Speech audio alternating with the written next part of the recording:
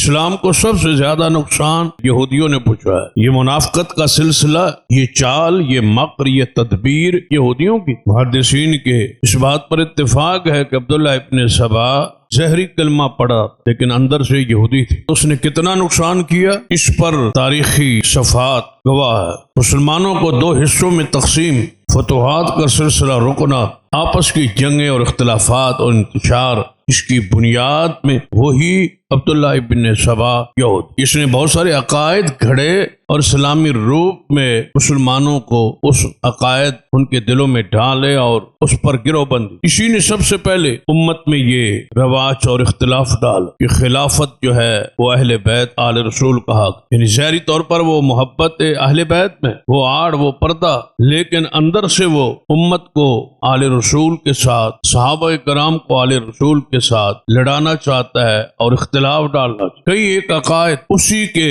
پیش کردہ، یعنی ایک سیاہ ترین تاریخ ہے یہودیوں۔